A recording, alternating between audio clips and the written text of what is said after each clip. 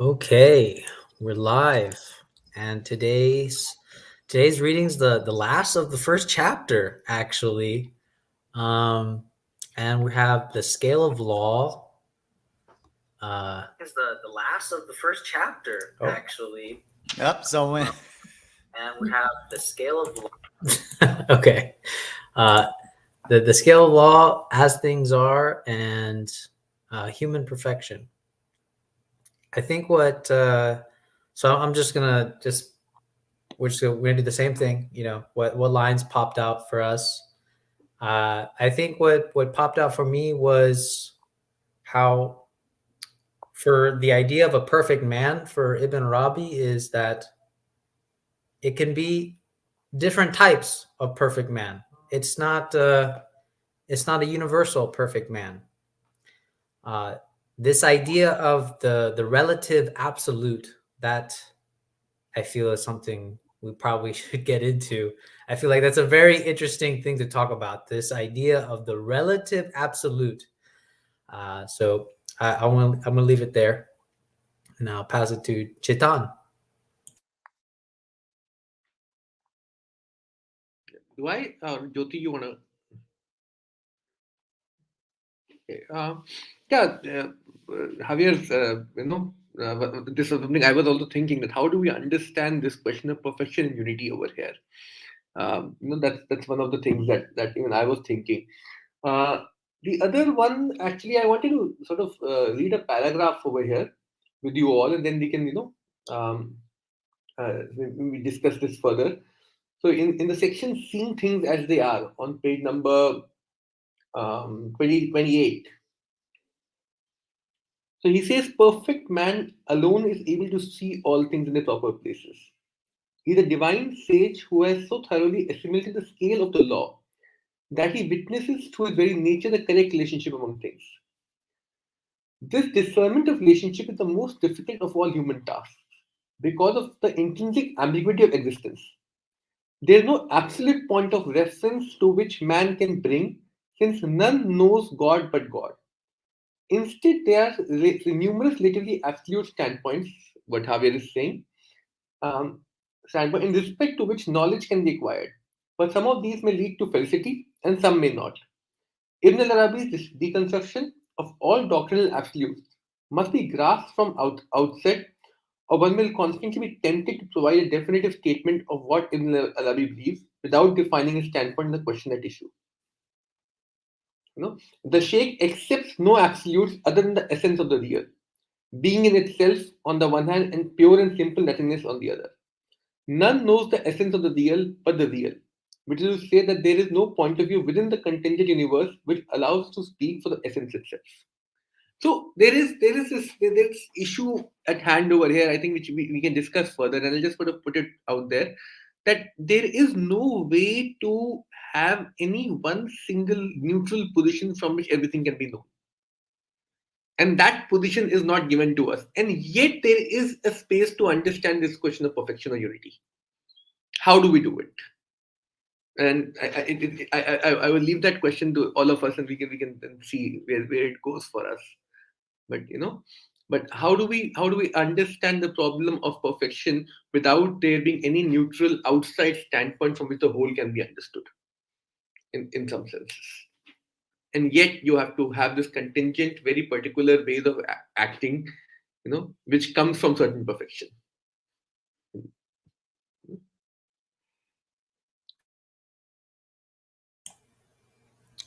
Jyoti. Yeah, so there were a lot of things. The two things that really I loved about these pages. One was the way when we are talking about law and Sharia, he's using the word revealed text. It's not just the text, it's not just the law. The word is revealed, which I think is the connotations that it evokes are amazing, because something you have to attain it.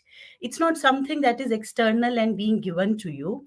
So there is a process that one has to go in the inside of it, so that this revelation of the talk of the text can come to you. So it's a very different way, the law and the Sharia, and I had no understanding of this earlier. I found that important. Second thing, on page 29, when he's talking about these 2 points of view, and I think this was brilliant on page 29 on the right side when he talks about the limit of the knowledge that reason can attain. So, from Foucault to Frankfurt School, how reason mutates into rationality. And in the today's times of scientific objectivity, when there is so much of reason around, it was very healing to read Imagination understands in modes foreign to reason. When we talk of Oriental science, there has been a lot of value to intuitive knowledge. There are things that come to you through intuition. And it reminded me of that. Even when I teach my students and I try to tell them that everything cannot be taught, there are things that, in the discourse of it get transacted to you. This is also feeling when I read this particular text where you just understand. If somebody tells me from which line did you understand, one doesn't know, but one understands. Then, in the same paragraph following that, he goes on to say, reason demands to know the exact relationships in the context of either or. But imagination perceives the self disclosure, can never be known with precision, since it manifests the unknown essence. After one sentence, he doesn't know how God discloses himself, but he sees him doing so. So the immeasurability that comes to us, there is a certain kind of infinity towards which we need to be open. Yeah. Yeah, Matt. Alrighty. Yeah, so my quote or my line is right from page 28 as well, right from where Chitan read. I'll just read the one line that really stood out to me because it was in that same paragraph. And it just is, there is no absolute point of reference to which man can cling, since none knows God but God. And for me, this speaks to kind of the disposition of the rhetorician or the sophist. I don't know if you guys heard of Daniel Coffeen. He was, he was a professor of rhetoric at UC Berkeley. He wrote this book called Reading the Way of Things. And just to make a long story short, it's about hermeneutics, interpretation. And again, this book is loaded with concepts, but one that's divided into two that I really find useful is this idea of exemplary interpretation versus immanent. And exemplary interpretation presupposes, like a hierarchy, a privileged point of access to everything, where immanent interpretation is more immanent, if you will. It favors multiplicity, right? Different points of view. There's no privileged access point, right? So this really speaks to me in how we read and interpret the text, but also anything. And I think that's kind of what Al-Arabi's getting at, because, quickly, one other point is how he says Al-Arabi changes his points of view, which I found interesting because this second section seemed like kind of a response to the first section, the scale of law. And so let's see. I got some notes right now. I'll return to that on my next time around, but that's something that really resonated with me. So turn it over.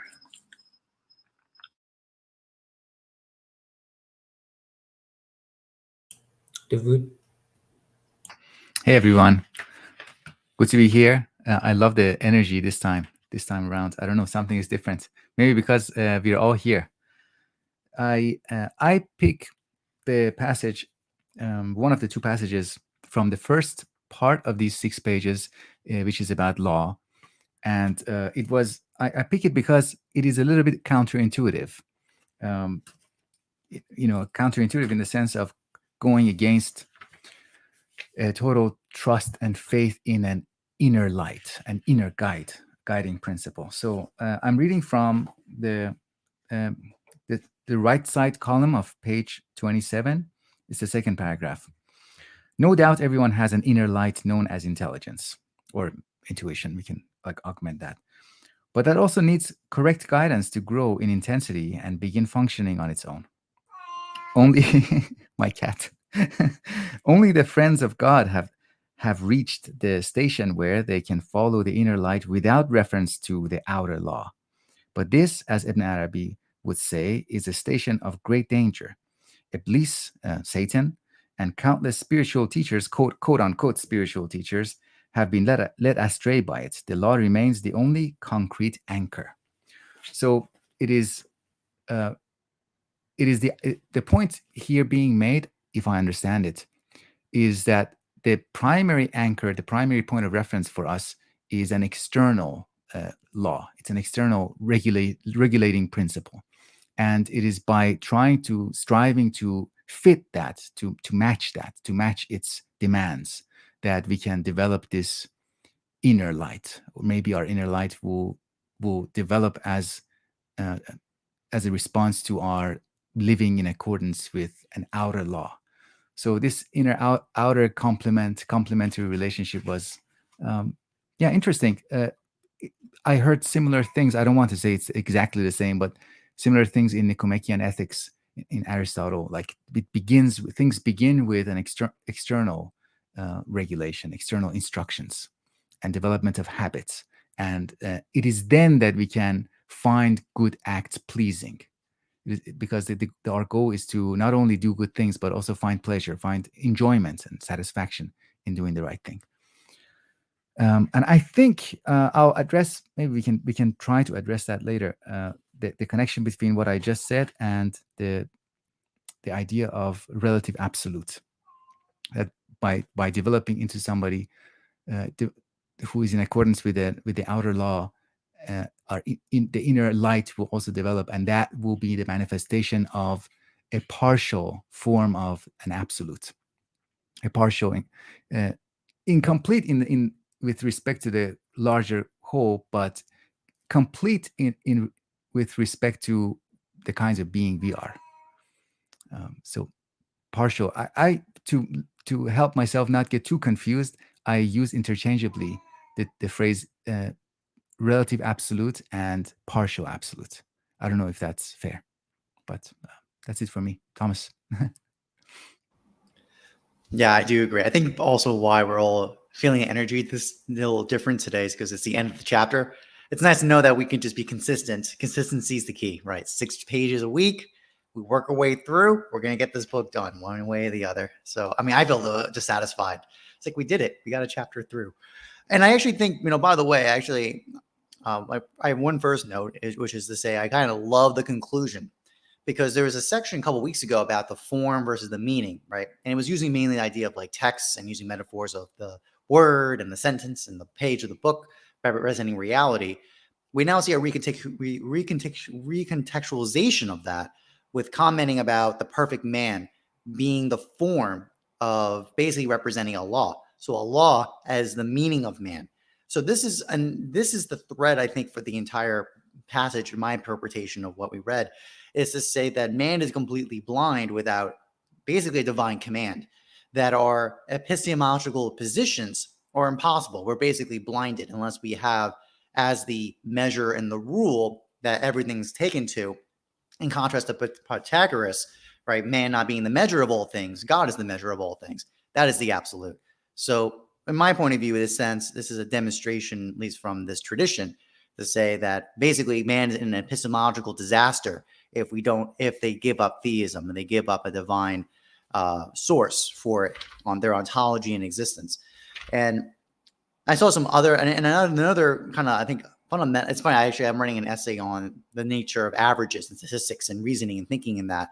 And it's such a paradigmatic opposition to what's talked about in this text, because there's a very big difference between the idea of knowing through exemplars. I think Matt's actual conversation of using the difference of exemplar versus immanent this is exactly on the money, because the old model is we look at exemplars and we notice the difference, the lack, how we're lacking from this exemplar. And that is the guide of directing us towards being known. And this is why in Aristotle and all the traditional ethics, the example is, well, you go talk to the best. The best character men and people for certain qualities, lawyer, athlete, military person, politician, artists, poets. You look at the best exemplars and you use that as the derivative, as the anchor, basically to orient, guiding which direction to go in. That's very different from a notion of basically frequency, averages. That's how much we operate. We don't say we look at the perfection of something and say that's the role, everything is the anchor towards that. We can say we can look at it much over a period of time, an aggregation, and then find the average. And we can know more about the average versus the exemplar, which is inherently rare, uncommon, unknown, less common. It's an actual completely flipping of the head of our kind of position of knowing. How do we know things? How do we orient ourselves or reference things? I think I saw that across the board as the fundamental difference and point of view that Ibn Arabi is presenting here versus what we think about today. And let's see. And then I think the closing note would be, for me, right, that basically ability to discern the difference that between being and non-existence. For me, it's been a pet project. Javier should know, because we got brought into a whole group together, basically lack, right? And I was very strong on ontological lacks, and this is what I was getting at. I was like, no, there's something. This is not just a psychological opinion of things lacking in a mental psychology point of view. There's another side.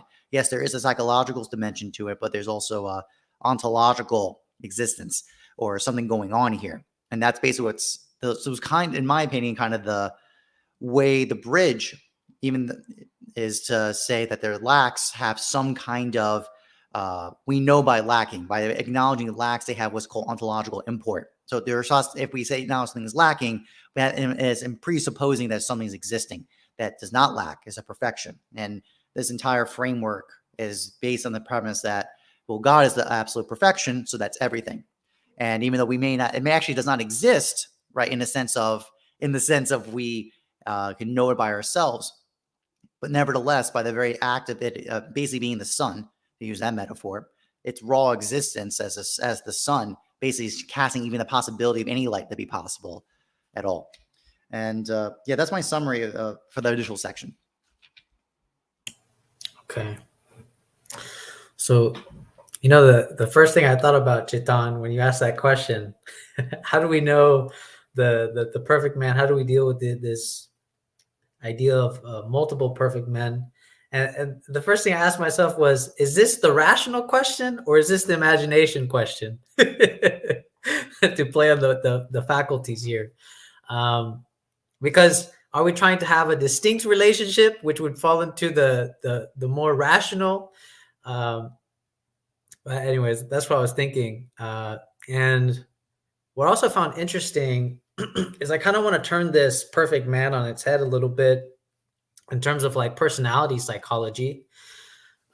Because, right, if we're talking about that as human beings, we have specific names that are synonymous as God's traits and that they're undifferentiated within all of us, it actually kind of reminds me of Muhammad Iqbal's notion that we need to become a more perfect personality, a more perfect individual. And I think when I look at the perfect man, I think of more perfected personalities, if that makes any sense. Personality, because then it's like, it can't just be one personality that we look up to, because that's only a representative of like maybe whatever names that they hold of God. So that'd be whatever traits that they hold, and that it's almost like I started thinking about this, that we almost need the multiplicity of perfect men, because you need to have that sort of right discernment, like together, to be able to have some type of scale. So I started thinking, like, it does justice to the fact, like, maybe for us as individuals, it would be like perfecting our point of view, if that makes any sense. I feel like perfecting my entry point of access, clearing that up, so that way when we all come together, we can use the scale of law and actually make good decisions. It almost sounds like democracy, but you know what? Democracy has thrown character out the way. And it kind of blows my mind when I'm reading Ibn Arabi here, and we don't really give much thought about this when we talk about ethics. We just think that we can just think ethics and come up with something, when it seems like in order for you to have a good ethics, you need to have a person that has the highest character possible, which would equate with knowledge in order to have an ethics. And then, of course, the question is, where did he get that from then? Where did he develop his character from? Where is that source coming from? So then it kind of does lead into some of like these things about revelation, sources, and stuff like that, because, where is he getting it? Where is he getting this high character from and knowledge? So yeah, those are the kind of questions I'm left with when I'm thinking about this. All right, so Chittick.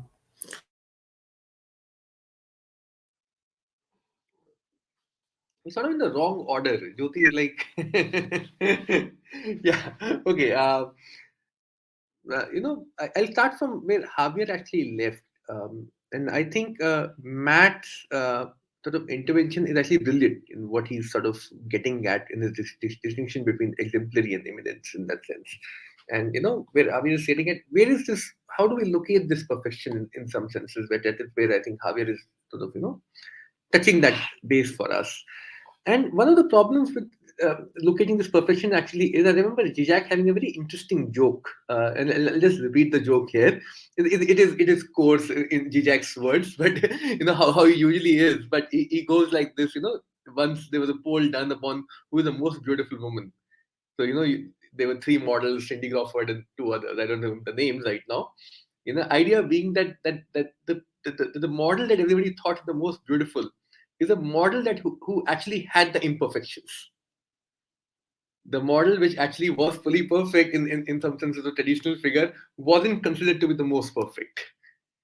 And that is the kind of struggle we have when we start thinking about perfections. That there is a certain imperfection that is not just an excess or a separation from perfection, and we say, oh, there's an imperfection, and then there is perfection.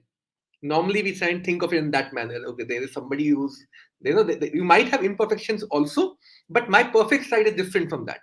Zizek's point is that imperfection itself is a site of perfection. That imperfection itself is the affirmation of the perfection in that sense.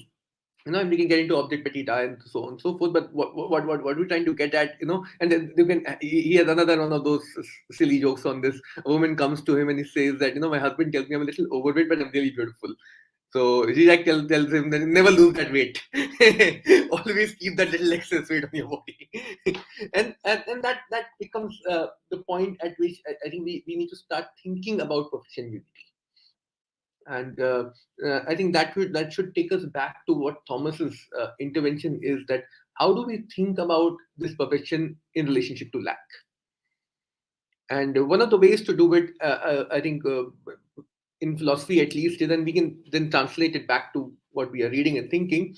And one of the traditional ways of doing it is that lack is not just a lack. Lack is never 0. Lack is always -1. If you think about it, let's say, for example, Elinka Zubanchik's What is Sex? That's what she writes. That when you talk about lack, so even in Hegel, even in Freud, Lacan, so on and so forth, you're not talking about a 0. You're always talking about something that should be there but isn't there. So there is already a -1 there. So there is already a unity presupposed for that little excess to emerge, from which being emerges. And that's something to be, the nothingness is never 0 in that sense. It's never empty. It's never, so, Zizek's book Less Than Nothing and so on and so forth emerges from there. And that's something we can start thinking about in relation to what we are reading. A lot of time when we read certain kinds of esoteric or spiritual texts, especially, and this is a tendency that Freud actually had. They're very, very nice instinct to reduce these to a simplistic questions of 0 and 1. Which they aren't. When we read it, we very clearly can see it. It's much more nuanced than that. There is a sense in which they are There is a certain very concrete struggle with perfection that becomes visible to us.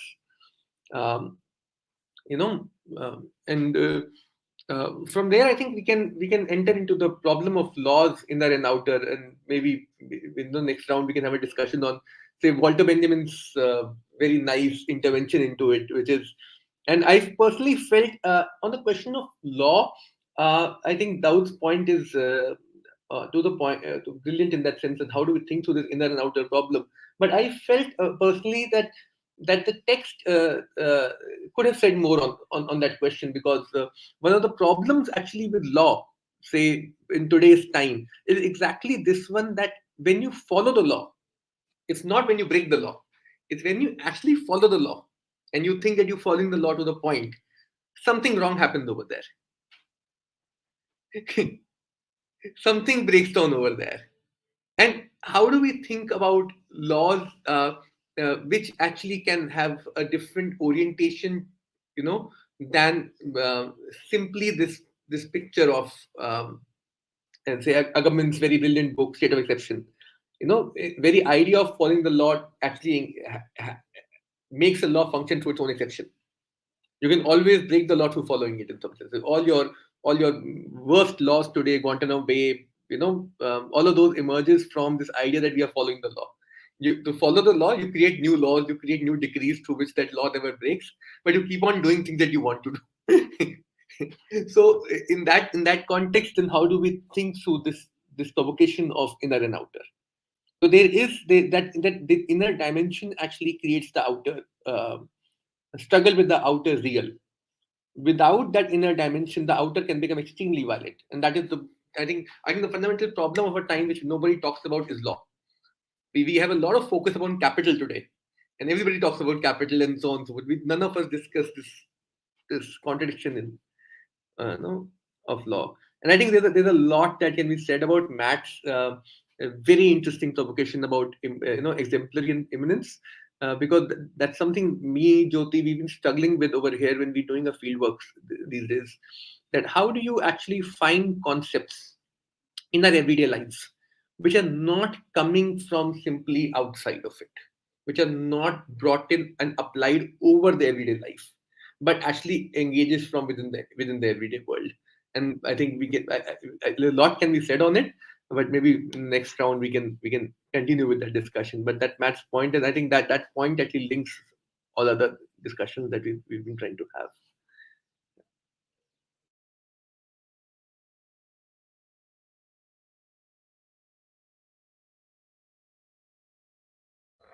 Okay, and actually that was Lord Chetan, so I can't process all of it. So, but there are just two things which I was thinking. I think it was very the 0 and 1. I found it interesting because in the text also, when he's talking of imagination, he is saying that he understands the truth of God's similarity with all things through a God-given vision, seeing clearly that all things are neither nor, both and, but never either or. And how we have a compulsion to always see things in binary, and somewhere he's giving space to the ambiguity. I think there's a lot happening when which I couldn't like really grasp when he's giving it a title, seeing things as they are, which means that the way it exists, the way real is, as you were trying to say, and how the inner what can we do in the inner so that outer one can reach out to outer. I don't know. I mean, I actually couldn't understand that much about the perfect man. When I was thinking about this perfection, I only was wondering when this law discussion is happening. He is talking about that how it becomes a scale that must be in which must be weighed everything having to do with God, knowledge, love, and the human state. With law, one can always move towards the center and avoid ignorance, multiplicity, misguidance. He's also evoking the idea of equilibrium. And now this equilibrium, when I thought, when I heard when I read the word equilibrium, I thought that something about wrath and evil and all of that will come. It did come, but it's also more than that. So he's saying beauty preceding wrath, but also generosity dominating justice, also humility preceding magnificence. And only when we have law, only when there is law which can be a guiding force through which the self revelation can happen, maybe we can, maybe then we are moving more towards the center, something which we were discussing in last week also. Yeah, Matt. Very cool. To kind of return to what I originally started with, between the first two sections, I feel like there's a sort of like call and response kind of. I feel like the second one, seeing things as they are, is sort of like maybe diagnosing what we might call our postmodern or hypermodern condition, or what has been called the meaning crisis from now, and obviously in Arabi's time, and how I think, David, you might have used the word anchor, and how, like, I think today people like bemoan the excesses of postmodernism and how we're untethered and unanchored, and we've lost sort of, large cultural signifiers and iconotypes. We're sort of, what's the term? In a rubble heap, I think John David Ebert uses this term of rubble heap of history, where sort of fallen prey to, I guess, like what Al-Rabi says, the sort of ambiguity that's inherent in existence, right? And I think the first section is sort of a prescription to combat that, I guess, in a sense of speaking to law. And because I think I even use the word multiplicity, and as Jody just said, he kind of warns against it. It seems like he's trying to like build a defense against that sort of condition, right? The law makes it possible to move toward the center and avoid wallowing in an indefinite dispersion, overcome by ignorance, multiplicity, and misguidance. And again, another phrase that caught me was to provide a divine norm for human knowledge and action. So that has sort of implications for ethics, right? And what we've been talking about, the divine man and all this. So yeah, and then I think it kind of resolves in the third section.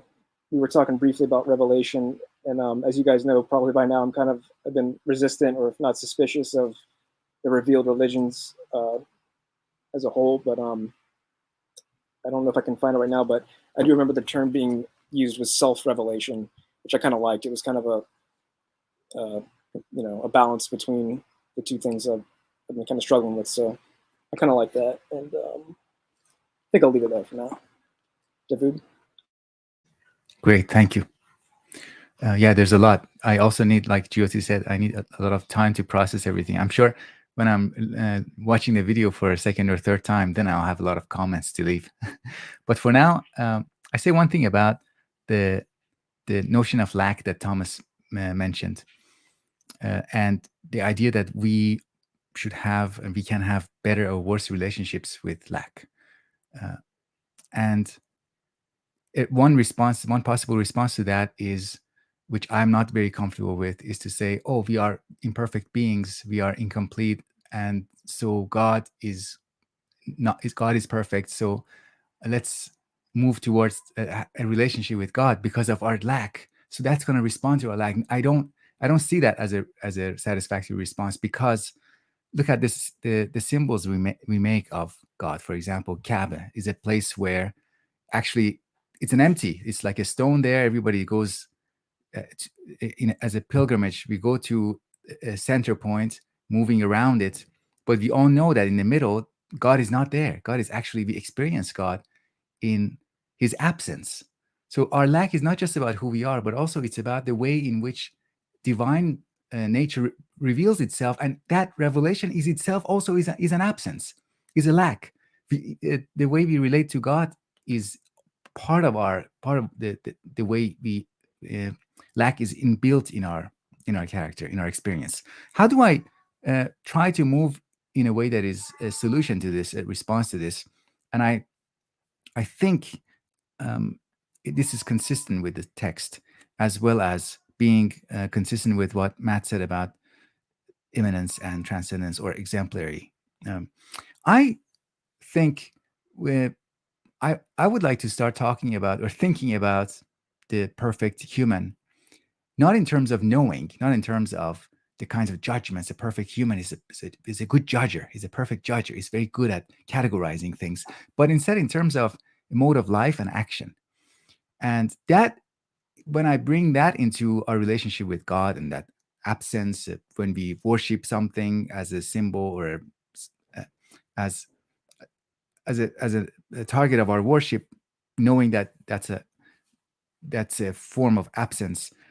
If we look at it in terms of immanence and activity and action, I think that solves the problem. We are moving towards a way of being, and that way of being, no matter how perfect it is, it might not be able to give accurate judgments of our other fellow humans.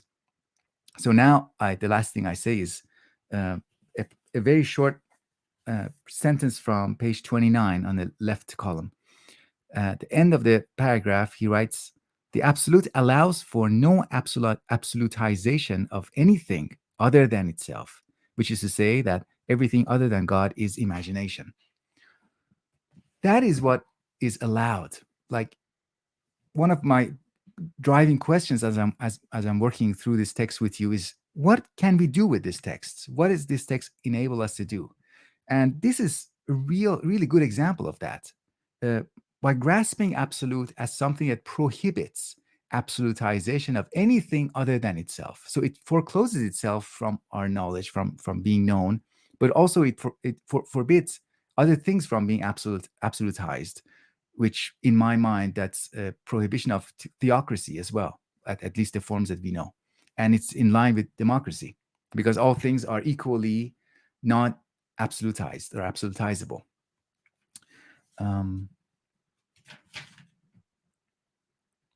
I would like a little bit more time, but at some point I'd like to return to Chittag's comments about imperfection being a site of perfection. But for now, I'll just end here. Thomas, please. Yeah, I mean, like I said, it's like an avalanche of insight. So it's kind of like, what do I grab? What's north and south here to pick up? I'm going to take I guess I appreciate people picking up on the lack conversation. I really appreciate it. It's definitely one of my pet topics. I love talking about it. But something about the law in particular, I think actually something in general, I think the study of religion is meant to point to you, or point, this is what the idea of this the rationality activity versus imagination is pointing out. Rationality has a basic pre-assumption of contradiction's bad. We shouldn't be in contradiction. Something's false by being in contradiction. But everything in faith generally has no problem with contradiction. It's like, yeah, at one level of engagement, you'll have this as the judgment or the conclusion. At another state, it's another state position. Another conclusion is made. And there's absolutely, and so one might easily say, and we see this in religious discussion debates with atheists or those who are very skeptical of organized religion, they'll generally say, well, you're in contradiction. Your book says this in one part, then says this in another part. Therefore, you're in contradiction. So rationally, I shouldn't believe in this. But I actually think that's the exact point. It's like, no, you just don't understand the principle. The principle overrides, actually can withstand both the contradictions. And it's actually more of a point of your limit of understanding. That you cannot see the wisdom of what apparently is the contradiction. Like, we can list out a bunch of examples, Abraham giving up, basically potentially sacrificing his son. That's a classic example. Job being put through absolute hell, even though he was the most devout Jew at the time and was basically a paragon of excellence, but yet was completely annihilated, basically destroyed, more or less, and with God's permission to allow that to happen, et cetera, et cetera. We can go down the route of things that seem in radical contradiction to any comfortable rationality. And that kind of a theme is generally that kind of we said in previous weeks, the orientation with any discourse of God should not be this type of knowledge of possession. By knowing you, I can control you and manipulate you to get what I want, right? So as Abu I think very well said, the mode of our relationship to God is that I'm lacking, I need fulfillment, and I got to go to Big Daddy God to get my breast milk of fulfillment. And I know I'm mixing genders. I'm doing that on purpose. I think that's there are some hadiths and statements about this where, like, at one state of being, that's perfectly fine. Yeah, that God is the one to provide. for those who are lacking, and it gives sustenance in return. So there's nothing wrong with that, but to end the conversation there is not good enough, because also the thing of the hierarchy of levels of, beauty over over wrath, et cetera, et cetera. I mean, this reminded me, I don't know if anyone here is like a fan of David Hawking or any of the new, or that kind of spirituality of the new age mode and like that. There's like a book called, I think it's The Levels of Consciousness, and it gives up basically a hierarchy roughly oriented what we're talking about, right? Of certain points are linchpin moments that there are two major ones: courage and willingness. So basically, courage is basically in the face of your relationship to reality, you're entering a state of willingness to engage, right? To confront. And then willingness is kind of the next level to enter the higher levels of reason and faith and joy and peace and bliss and things like that. So that leads to then the last note related to this before I move on to lack, which is to say, one thing about the law, the biggest problem is that laws are universal. And I remember that I was just reading this in Aristotle in the Ethics about the equitable man, basically equity, which is a term we see all over the place. But it's fun to go back to Aristotle when he talks about it. And he makes a very specific definition. It's about the idea that it's basically fitting the universal rule to a particular situation where there's an error. So the universal was applied. If you apply carte blanche, it's not corresponded to the reality of the particular. So the idea is that he uses the example of a ruler. The ruler needs to be a flexible ruler to measure the stone, for example. I think it was like a stone metaphor example he used. Or another way example, he says that, decrees. The reason why the law is not just this floating text of statement that just gets applied carte blanche everywhere. And instead we need people to interpret the law and to add decrees. Decrees are meant to be particular. So they apply the law with wisdom to the particular circumstance. I had a note about that because I think that's a general, I sense that's a little bit what's going on here. And that's what we need by basically the perfect man seeing things as they are, because they are not veiled blind, either by hubris or any other things in theory, to apply the law not in a equitable manner based on the specific context and related to the hierarchy of what's being involved. Yeah, and there's the last note on the lack. I mean, by the way, actually, and actually relates to what something Javier said about personality. It said that because the God of Abraham, the God of Islam, and the God of Christianity is a personal God. That's meant to say that God is a person, and not. It depends how we want to interpret that based on which faith we're talking about. But I mean that more in the sense of like an individual substance, an individual thing. And the sense of God's perfection is that he is the most distinct. He is the one. And things are actually less distinct, less individuated as they go away from God. So it's an example to say the angels are in one way more unique, have more personality than us, for example. I mean, if you go by the Catholic point of view, they say that, and I think Islam agrees with this, angel individual, or just one angel per like species. There's basically no multiple angels of species. They're literally that individuated. Meanwhile, human beings, that's actually why I think there is the idea that perfect humans are not just one kind of perfect. We're a diversity of perfect because we're not so individuated. We actually have a kind of genericness about us because or kind of as we move closer to matter, we get more and more generic and less particular, less kind of distinct and essential in ourselves. We still have it. It's because that's one of the things about human beings that are special about us. We have this kind of unibility, where we kind of this union of the physical world and the spiritual world, right? And the imagination all mixed together. So I just had a note about that from what Javier said. And I think this idea, this lack, actually I had a note here from Davud said, I actually have a note about what the real measure of a person is how they handle stillness, boredom, silence. It says a lot. I actually know for myself, is like I've noticed, how long can I stay in silence? How long am I okay waiting in a line, not doing anything, not going to my phone, like doing something else, scattering, like a scattered little cat, or just a constant need for activity, the unwillingness to engage in stillness and silence and boredom. And it's almost painful for people. I think it actually causes anxiety and has a lot of pain. It's almost like it's funny, in those still, as we said, the kind of approach to absence, to lack, is a divine moment. But yet most people, as I think I said in the first week, the whole idea is that most human beings actually cannot stand God. If they were actually in direct access, like, and saw the face of God, they couldn't handle it. And I think I say that because of this example. If most human beings couldn't handle, most modern people couldn't handle stillness, boredom, silence, you think you can't handle 10 minutes of meditation in silence? How are you going to handle the divine? There's no way. So I wrote that as a note. I think that's actually a very important. I think our relationship to absence is a very powerful instrument to see really the measure of a man in that way. And thank you for your patience. I did my best to try to coil that into a nice package, but thank you for humoring me. That was wonderful. Thomas, when you brought that up, it actually, because I've been reading a lot of Rumi lately, and there's this wonderful poem. There's a little line where Rumi writes, "Someone once asked a great Sheikh what Sufism was. And the guy said, the feeling of joy when sudden disappointment comes." So I thought that was perfect. I thought it was beautiful. So to think what Chitan has been saying, I think Jyoti kind of shedded some light for me here.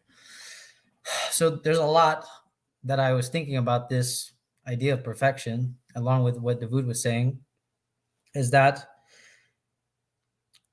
we can think perfection in terms of uniqueness, equilibrium, hierarchy, and absence. I feel like those are all the sort of like factors that are playing when we're talking about the perfect man, at least from this text. Which brings me to another note. Isn't it interesting that the things that are unforbidden, we don't enjoy those things? This is something that Adam Phillips wrote about, the Freudian analyst.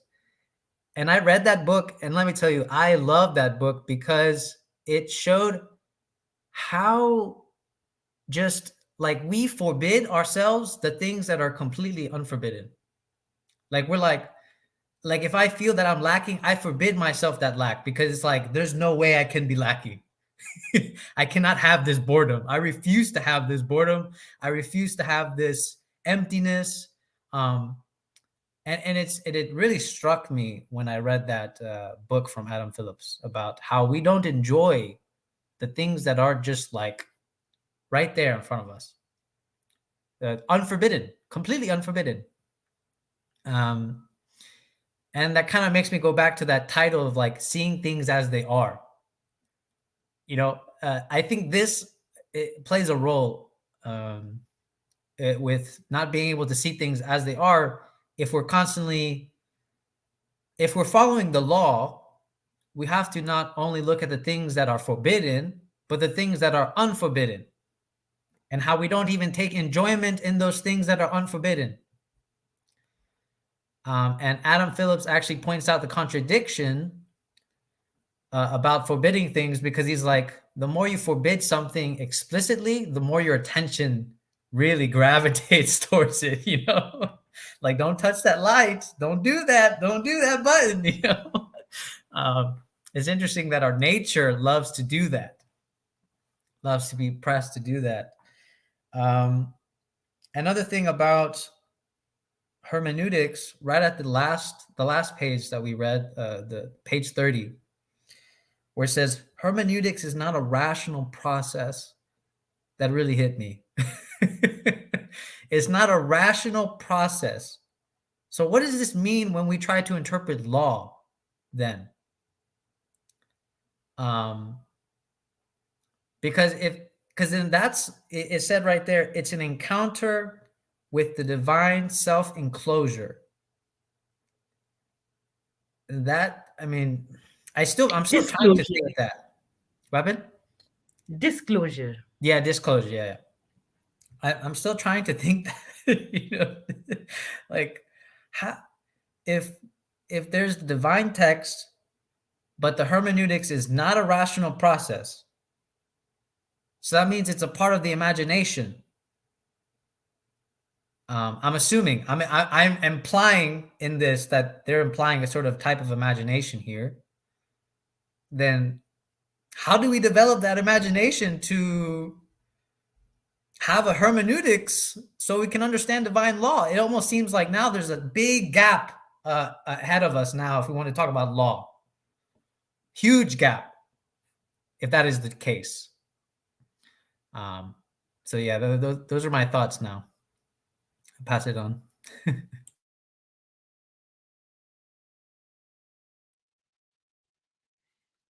Brilliant. I think I think Daud's thinking on the problem of lack. Actually, I think completely agree with. And then Thomas and Javier and Matt. One of the places that we can start from, I think, we can read the whole, I think, paragraph over here. It's extremely interesting paragraph. It is the one that Javier is pointing out. Perfect man has submitted to the little sense in the legal injunctions of the divine book. He has taken God's command, be God-fearing, and God will teach you. Literally. And he has been taught the meaning of the text, the meaning of the cosmos, and the meaning of his own soul. And then he says hermeneutics is not a rational process, but an encounter with the divine self-disclosure, an opening of the heart towards infinite wisdom. And if we really struggle with this problem, and we go back to Thomas's, point about this problem of universal law, in that sense, I think what we need to even immediately ask is, what does it mean to say that he takes the divine law in the literal sense? He's not saying he's taking an imaginative sense or he's understanding the deep meaning behind it. He's saying he's understanding it literally. And I think that's something we can think about.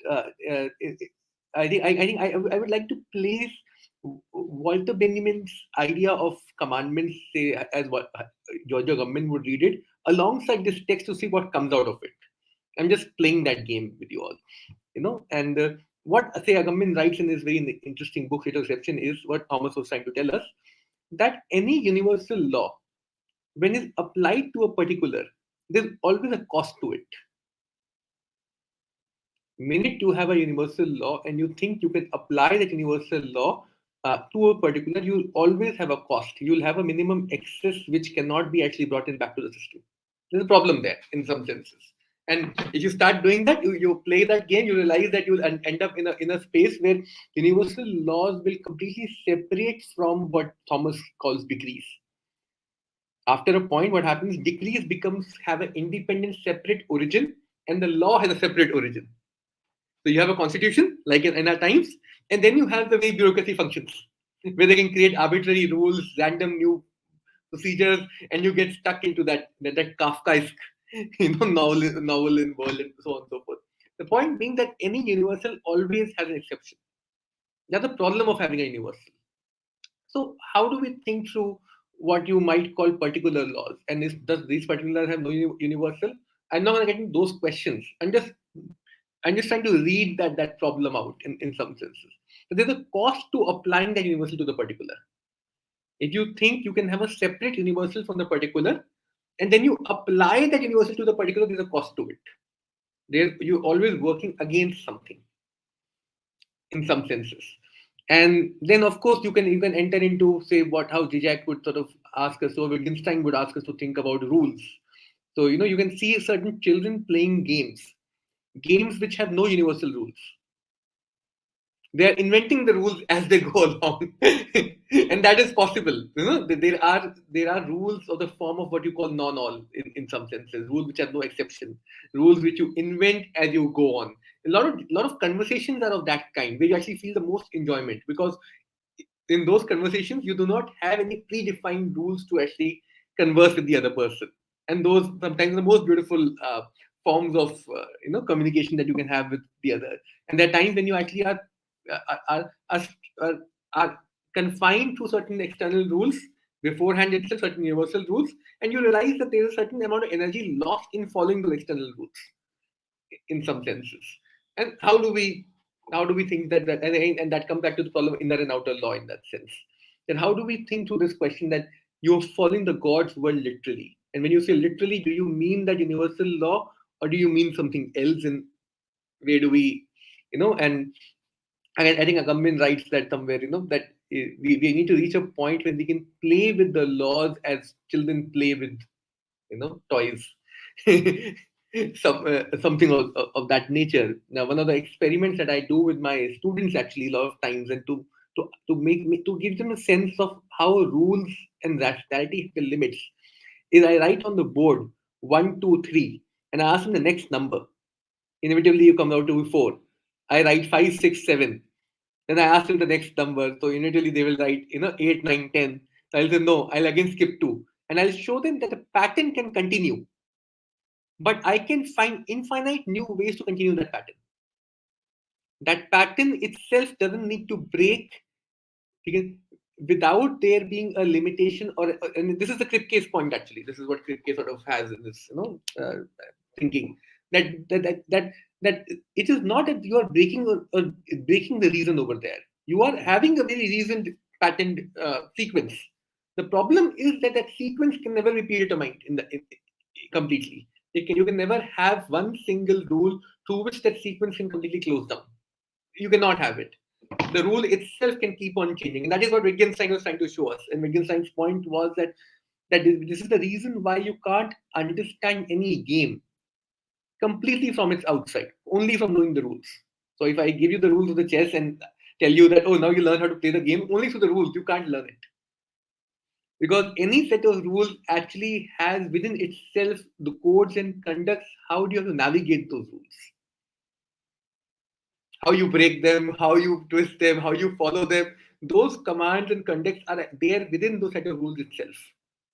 It's only when you start doing with them something that you learn those. And I think that's something at stake in the inner and outer thinking about law. And and Walter Benjamin actually I think is right when he says that commandments are not meant to be followed in that sense that we think of modern law as to be followed. They are meant to be struggled with.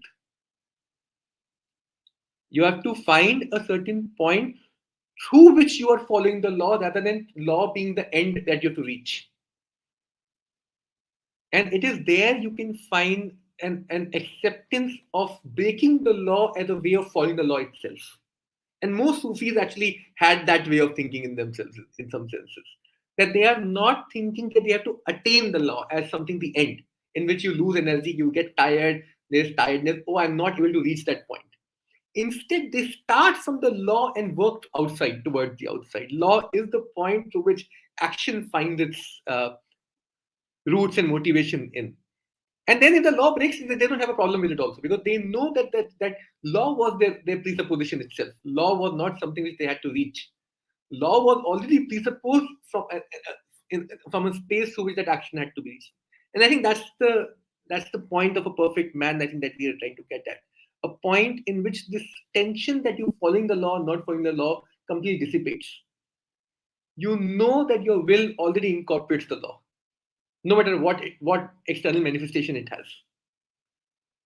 And that point, I think is an interesting struggle to think about that kind of a question.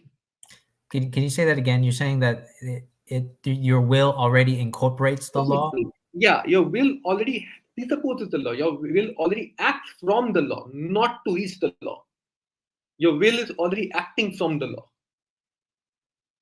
It's like, when you see something from somebody's perspective and you're telling somebody to see what you are saying, you're already seeing the world through the law in that sense. It is there you can actually have a literal experience of the law. Not when you try and attain the law. Not when you're constantly struggling with, oh, I am not able to reach there. I'm not able to reach there. That struggle will always drain you out in some senses.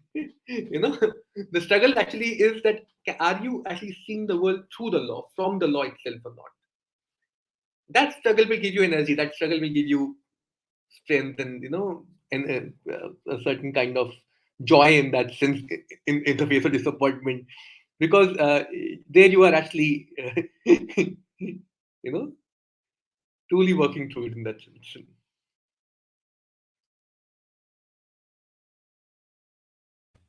Wow, that was brilliant. So there are three things which I will try to talk over here. So Chidam, with Benjamin, you are saying that how universal law, when it is applied to particular, there will be a cost. If we try to understand it, what he's talking about, and it's very much that's how I am able to, I'm trying to understand what Chetan was talking about with what I have read.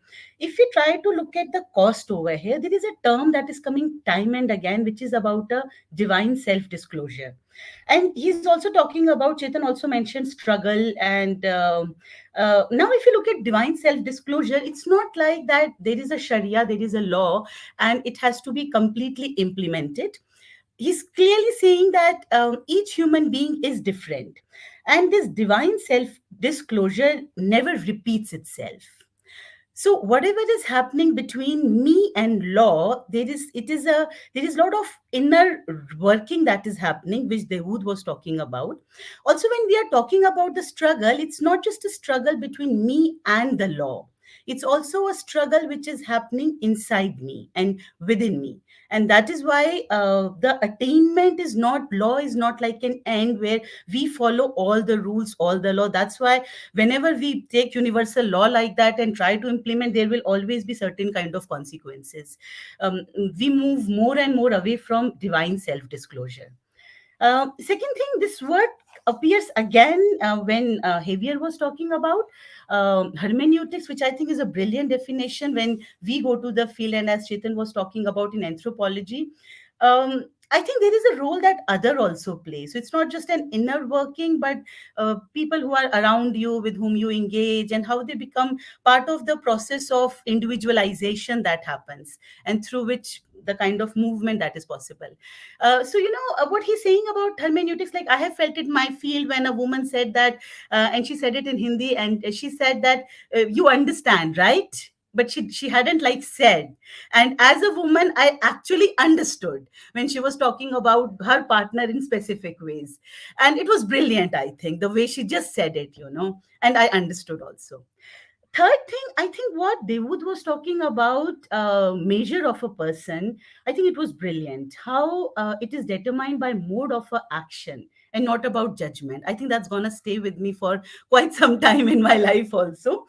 I felt that when he's talking of human perfection, I think there is a corporate reality that he's talking about. That in Quran, when people say, "Oh, I mean, look at this. He's eating, he's drinking. I mean, he's supposed to be this great person." And how is this corporate reality there to the person? There, I think it is this mode of action that becomes important, because you are not this great. You are not this great all know who is right with judgment, but on the contrary, in your little acts, what are the actions that you are doing? And those are the things which then determine the human form that we all will take. He also goes on to talk about this middle mid space that we occupy between sensory shell and divine kernel, between absolute being and absolute nothingness. And I felt that it is in this middle zone where this mode of action that Dawood was talking about speaks a lot. Yeah, thank you. All right. This conversation's so rich. Trying to keep up here. I think in finishing the chapter, I'm kind of like reflecting on everything we've read so far. But in terms of, I think the opening line of the book was the Sufi path or philosophies to find God. And for me, I'm kind of putting that against another way of defining philosophy as like the creation of concepts. I think Deleuze defined it that way. And because again, I've struggled with this, and I think I've made that known. Like some of these terms, they're sort of foreign to me, right? A few of them are like divine names, divine attributes, the microcosm, the macrocosm, right? I think Deleuze said that like when you're a philosopher, you create concepts and they have this sort of internal coherence on a plane of consistency, right? And I'm noticing that build here, like especially through the repetition, and I'm just kind of putting that up against the idea of, are these concepts found, or are they discovered, or are they created? And for me, that's super interesting, and because I lean more to the creative type, to the more Nietzschean type. And again, something to pick up on Shaitan, when you make up the rules as you go along. I made a note briefly. Probably can't talk much about it, but and making up the rules as you go along and how it relates to like chaos magic. I don't know if anyone's too deep into the occult world, but like the chaos magicians, they made up the rules as they went along, right? It was a sort of postmodern epoch of magic, right? You don't necessarily abide by a certain overarching tradition. You take what's useful and use it to your own ends, and that's kind of what I'm doing here. Again, like I've made it known, I'm kind of resistant and suspicious, but at the same time, a lot of this speaks to me, right? And yeah, so at the same time, through my own personal experience, but like from what Arabi was doing like 1,000 years ago, like, was he creating concepts? Was this, I mean, he's a mystic, right? I mean, I know he had mystical experiences, and I'm just trying to sort of flesh that out, Was it created or discovered or revealed? So that's a whole can of worms right there. I can leave to you guys, but again, loving this conversation. David. Thank you. Well, I would like to think aloud a little about that observation Chitan made about rules and the difficulty with rules and having to struggle as opposed to following a rule. For me, that reminds me of the difficulty of teaching something for people who have not done it before. Teaching some, especially physical things like, let's say, riding a bike or archery or driving, where you have to describe something with statements and propositions, but you know that the person who is going to try the activity, it's not enough for them to just work with those propositions. That's their starting point. And they have to, in a way, find out what those statements mean while they start engaging with the activity. So teachers have this difficulty. It's a paradoxical situation to be a teacher, because you always have to talk knowing that the students don't know what you're talking about. All of what you're talking about, they have some sense of what it is that you're referring to, but they cannot at this moment know everything, all the reference. If they knew, then wouldn't be a point speaking to them. So this is sense of, in the tradition of phenomenology, we have this idea of fulfillment of an intuition. Let's say I'm thinking about a study lamp, and I'm searching for it, and my intuition, the object of my intuition is that study lamp. But then eventually, after some time, my eyes fall on the study lamp, and now my intuition is fulfilled. And that fulfillment of the intuition, incidentally, is a moment where I can find out that my ideas or my concepts were wrong about that object. And that's where we realize the beauty of imperfection, or the perfection that is in imperfection. And as Javier said, it is that moment where we can be joyful. We can experience joy, realizing the disappointment, which is a true confrontation with the object that we were thinking of, or the person we were thinking about. It is the disappointment of knowing that there is truth here, that I am working with something, I'm pursuing something, I'm in relationship with something that is capable of disappointing my knowledge. And that's great, because that is a kind of reality check. It's like, yeah, the thing is really here. I am with the presence here.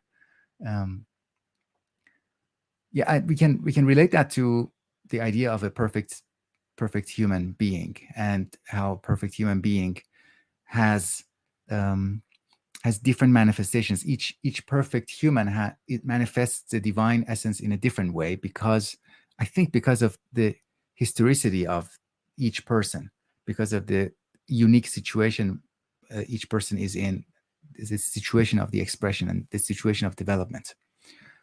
Yeah, that's something I need to think a little bit more about, but for now, that's good.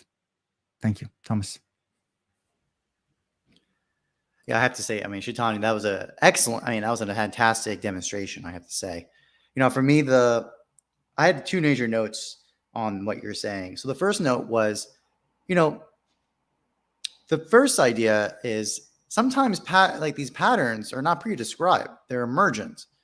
And the thing is that almost all the arts are operated on, like, the genius is the person that's able to take the principle and then subvert or completely spin out an expectation.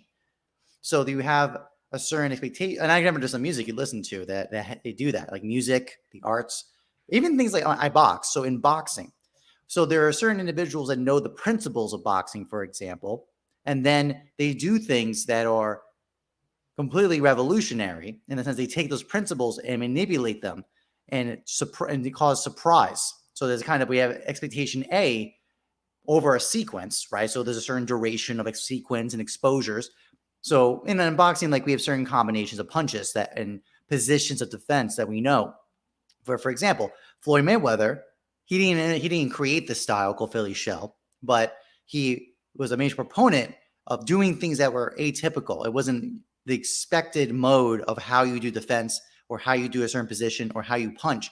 And he punched at certain times and positions that were surprising for anyone who's knowledgeable in the field. And it's like, whoa, what is this? This is kind of like whoa-ness. And it's both, in one sense, incorrect from the norm, but it's also a more perfect execution or a more perfect actualization of the principle. So the idea is that the law, we keep saying the law. Another way we could talk about it is principle. It's the guiding principle that creates activity. And it's not this external thing. It has to become inside you instead. And that your activity of activating the principle inside you in your manifestations might result in deviation of it. So basically, you're going with it, and might, like I said, like Shaitan's example, going from 1, 2, 3, expectation of a 4, and then he goes to 5, 6, 7. That's a fun, like, that surprise moment that's a really important quality right there. And by the way, the other note related to, also we have to point out too that, the difference of law and decree. I think he did a great job, Shaitan, building that out. Another thing to relate to it, especially I wrote the intimacy of discourse. Intimate relationships or discourse never is on the pretense of explicit rules. It's actually, like, when you do that, they're dead. You're actually, quite frankly, like, let me put it this way, especially in business deals or relationships with business, if people are throwing in your face their contracts, the lawyers, all this, you're in deep trouble. That's a low trust environment. Trust is very much on the basis that we can go by the implicit rules. The rules are always there, but they're implicit, and we can operate on it. Even Joti's example of talking to a woman, there's certain, she just said, you know what I mean? And it almost actually would kill the meaning, the kind of, and she said it with a smile, so I could tell a sense of connection was possible, only because she didn't have to sit there and explain rationally, well, the dynamic of men and women when they're in this relationship and this. It kills it. It's like jokes. Works the same way. A joke is not a joke if you have to explain the joke. It's dead. Living, there's a kind of need for implicitness, which is exactly the opposite of rationality. Rationality says we got to put everything on the table and lay it all out. But the real intimate, deep moments of reality are never that in any sense. They're there, and they're necessary when low trust or there's risk or there's danger. There's times it is necessary. But in the real intimacy and revelation is when these are intimate, when they're implicit, and there's a kind of self-taking in. And by the way, Davud, in your example of teaching, that's exactly, anyone who's actually a real expert on a topic, I've seen examples I teach too. Like when I see people have to teach things that they're not really experts in, like they're kind of been forced to teach the clay, not really experts in it. Oh man, they're sweating. They're like full sweat. They're like grabbing books all over the place. They have to like prepare for hours to get ready for their lectures. When you're an actual expert, you're like, oh yeah, you give me 5 minutes. Give me a heads up. I got to teach something in 5 minutes, my typography, for example. Oh yeah, I got you. I'm just going to go. It's internalized. I can just riff off this naturally without any hesitation. And the thing with students, for me, the big thing is about teaching, especially when there's a kind of materiality to it. It's a physicality, making things. It's instructing in lack. You basically got to bop them over the head. You have to build structures and systems where they execute, and there's a goal. There's some metric that the teacher sets. So this is what you're aiming towards. And then when they miss the target, you got to let them know you missed the target. And that kind of understanding is as they get closer, first a massive, they're sucking, or they're missing the mark massively. And then over time with instruction, and guidance, they start messing the target less, and they start realizing that relationship between the proposition and the meaning. They start self-fulfilling it themselves. And the best kind of teachers and coaches is they get that spark going, and then they're starting adding logs, basically. Let the student lead the way once we kind of get them moving. I always the way I teach usually is the beginning of the course is very on me to set the tone and set the momentum. But then from there is to let the students run it from that point, from the midpoint on, because they kind of got the point of what's going on here, and then they can run with it. And yeah, I mean, and I'll close by saying the ideal of teaching, it's not, I mean, this is a fundamental problem, actually relates to the law. Is the problem is that the constant tension in all these teaching instructions, I'm sure I love to hear everyone's thoughts about it. It's not really on the text, just more of a meditation on teaching. It's the grade. The grade is this fucking law that it's like, here we go. Everyone's looking for the grade. And unfortunately, I don't know, like in terms of this metric of recognizing people's lack, I have to use the grade as the lack sign. But then they get confused. Actually, I had a lecture. It's like, oh, my job is to get the grade. No, it's not. I said, no, it's not. The grade's a sign. It's not the thing itself. This grade is pointing to your fulfillment of lack of the objective you're trying to hit here. So I don't care, but don't get it twisted. I know if you get stuck on the law side of this, that's what you're thinking. As long as I don't get the grade, that's all I want. It's almost a complete divorce of what education is supposed to do, which is to cultivate something in you that's new, that's yours, that you own, versus just getting a grade and then it's just this external thing you just toss off the side. It's like, I'm done now. I'm going to forget about this. I'm not changed. The new way of seeing mode of activity from the engagement, which I think is the whole of teaching in general, in my opinion. Anyways, I mean, again, Shaitan, I think it was a really great point. I think you really pressed on something really powerful about this nature of the explicit, implicit, and patterns and principles and how we relate to it. So I'm going to close with that. You know, a lot of this talk about laws making me think about the army and how it has its own law. And it drives me crazy because, you know, not only am I in a leadership position, but I have leaders above me. And sometimes it always bewilders me that sometimes they will not know what to do. And they'll just be like, oh, well, it says here I have to do this. And I'm like, oh my God. Like, look, it's a kid. He just got a divorce. He showed up late. Like, you have to consider all these things before you just say, well, it says right here, if he's late. I'm like, oh my God, man. I'm like, this is going to drive me insane. I can't believe people don't actually just like look at the situation, look at the factors, look at everything else before you just take the law as it is.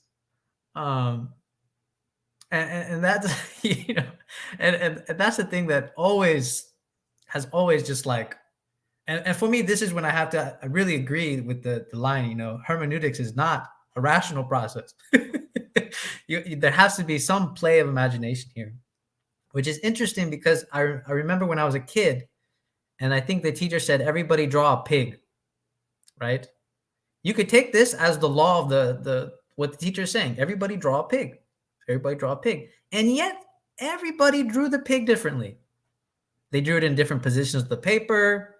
Some had beautiful pigs, ugly pigs. I don't know what that is. You know, you say that's a pig, okay? You know, so it actually made me think about, and I think Chaitan again, he put it perfectly. This idea of what literal means, and you could say the literal. I'm going to be a little bit Hegelian here because I think it's helpful. The literal is a reflection into itself.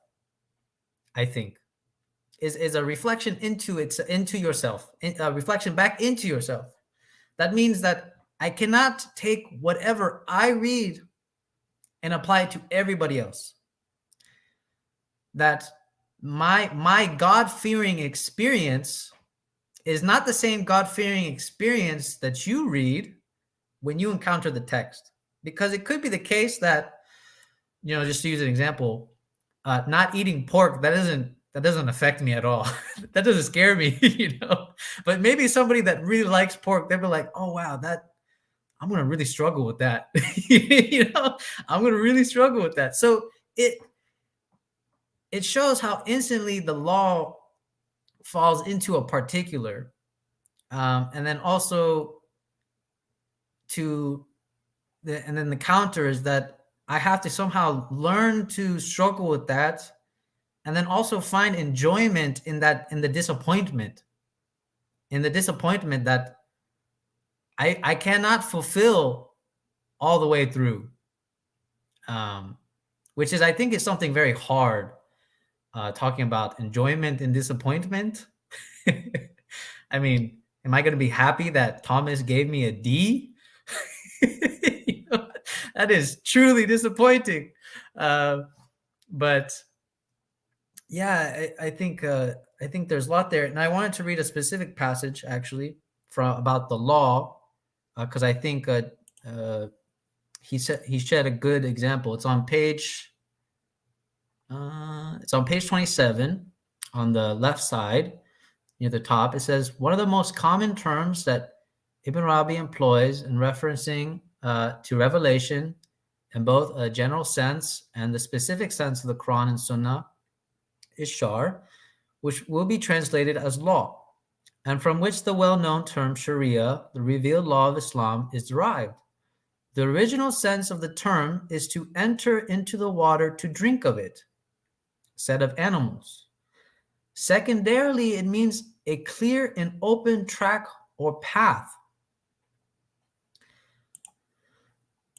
So this idea of, I'm going to take the first example, this idea of drinking water, right? We all drink different amount of water.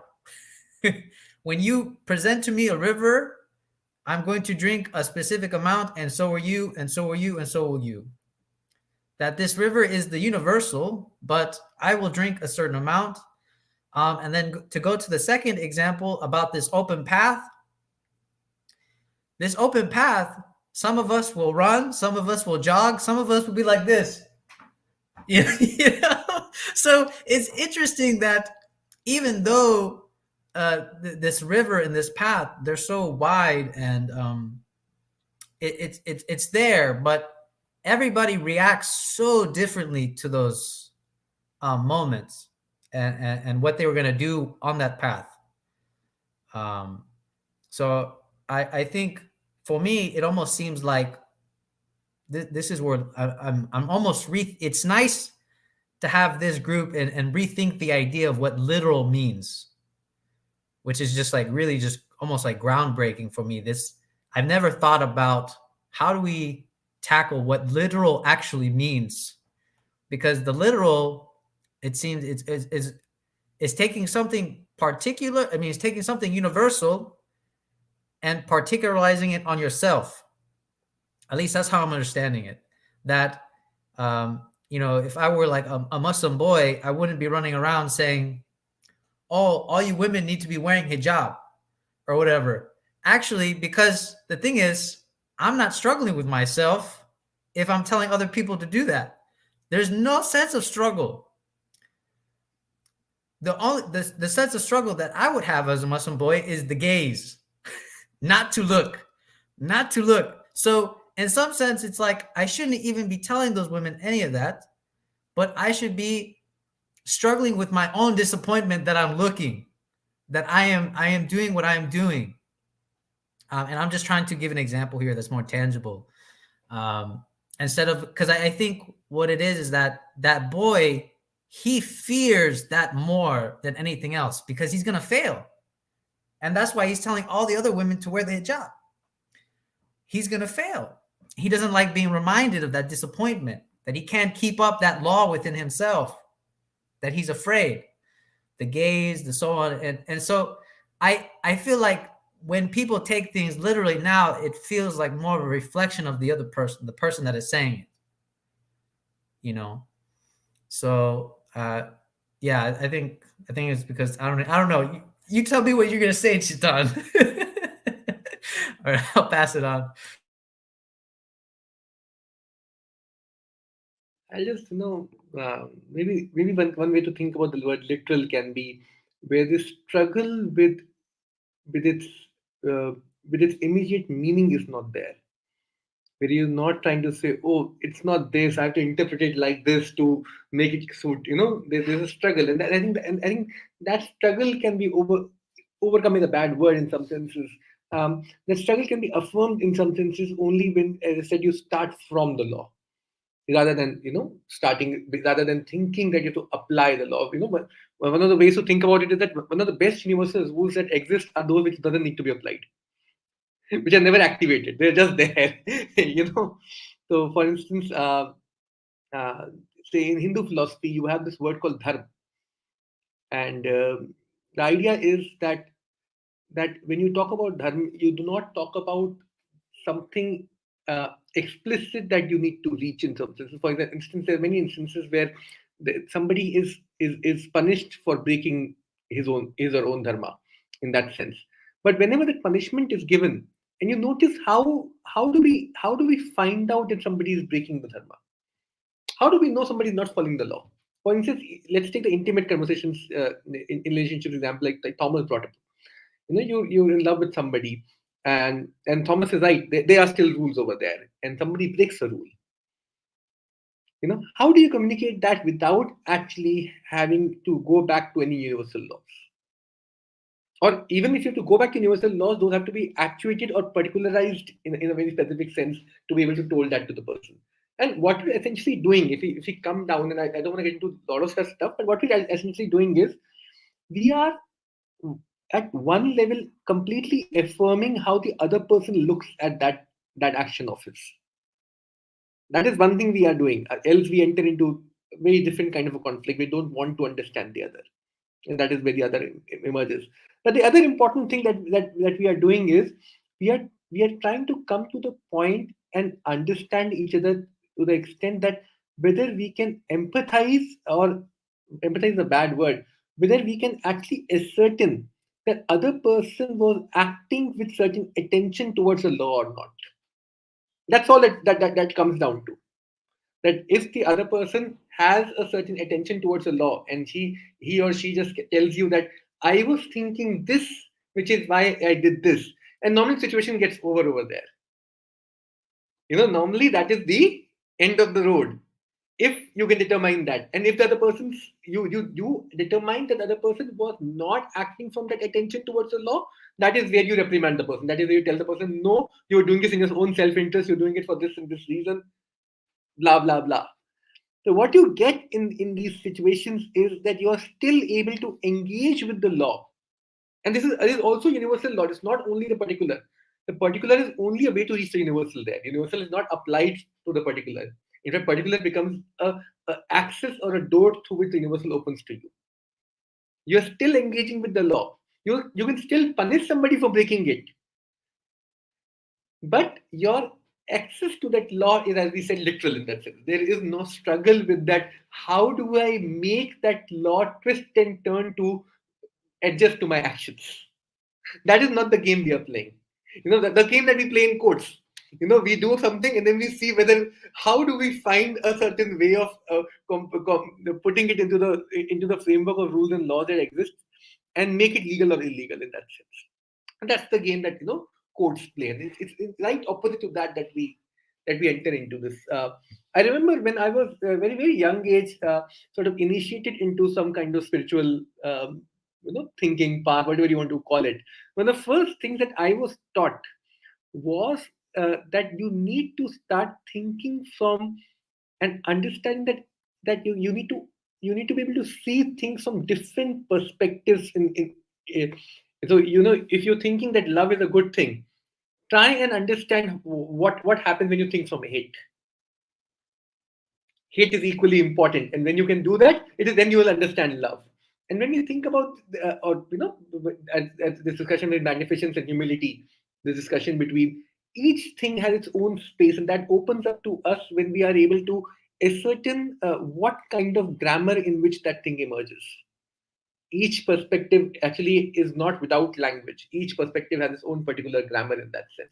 And grammar, again, is an entry into law in some senses. If you think about it, any language is an entry into the law because any language has that very particularized opening towards quote unquote divine. Which is why any language actually does follow the rules. And yet those rules are different from any other language, so on and so forth. So I think the challenge remains this affirmation of a form of law which cannot be actualized simply from the outside. And how do we find a perfect man who's able to function within that, I think, domain.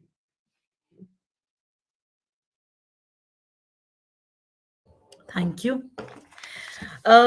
Yes, I mean, I agree when we say that best rules are those when we don't have to apply them. I mean, I am teaching in a university and it's a public university, and the best administrators are those who do not have to reach the point of applying.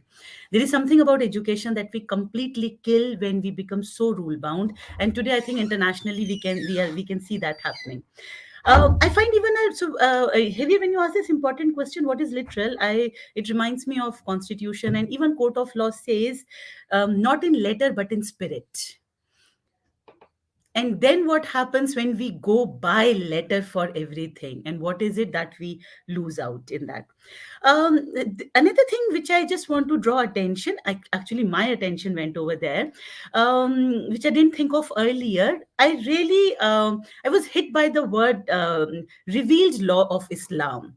Sharia is not law of Islam; it is the revealed law of Islam. So there is a word revelation which is connected to divine self disclosure. And when Thomas was talking about this internalization of law, which then leads to the subversion of it, we call it subversion, we call it creativity, we call it aesthetics, but that is the point where one can see some alternative language really taking a shape.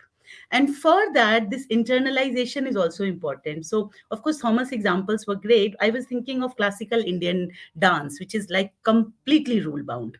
Despite being completely rule bound, one of the most famous dancers are those who know how to have their presence in it.